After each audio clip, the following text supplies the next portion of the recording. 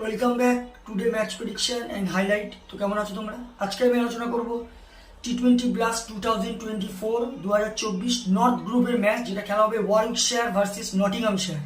খেলাটা হবে, যদি আমি ডেট বলি, আজ 1 জুন 2024 ইন্ডিয়ান টাইমে রাত 11টা PM খেলা।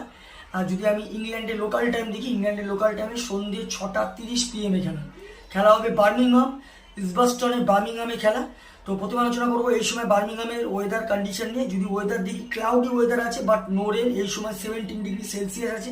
পিচ যদি আমি বার্মিংহামের ক্যালকুলেশন করি, তো এখানে একটা কথা বলবো, এই সময় টসে জিতে ফিল্ডিং নেওয়া সব থেকে বেস্ট অপশন হবে। 200 পর্যন্ত চেঞ্জ হওয়ার কোনো ব্যাপার না, তবে 220 230 এরকম চলে গেলে তখন একটু ডিফিকাল্ট হয়ে যাবে। নর্মালি এই পিচে চেঞ্জ হবে।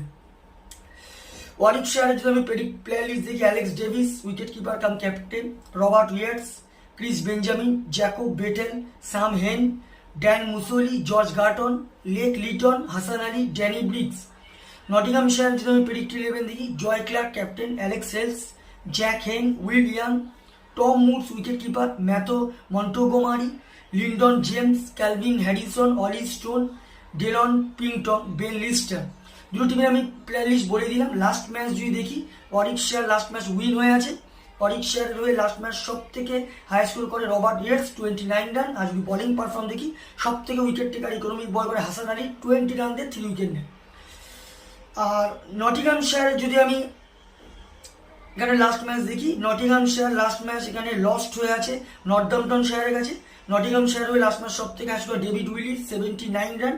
আর যদি নটিংহামশায়ার হয়ে সব থেকে লাস্ট রান করে জ্যাক হেন্স 51 রান। আর যদি বোলিং পারফর্ম দেখি, সব থেকে উইকেট টেকার বল করে ডিলং পেনিংটন 37 রান দিয়ে 1 উইকেট নেয়। তো যাই হোক, ওয়ারউইকশায়ার ভার্সেস নটিংহামশায়ার দুটো টিম দিয়ে পার্সেন্টেজ ক্যালকুলেশন করা হয় 50-50 বলবো। তবে ওয়ারউইকশায়ার নিজের হোম ম্যাচ খেলবে, একটা অ্যাডভান্টেজ আছে।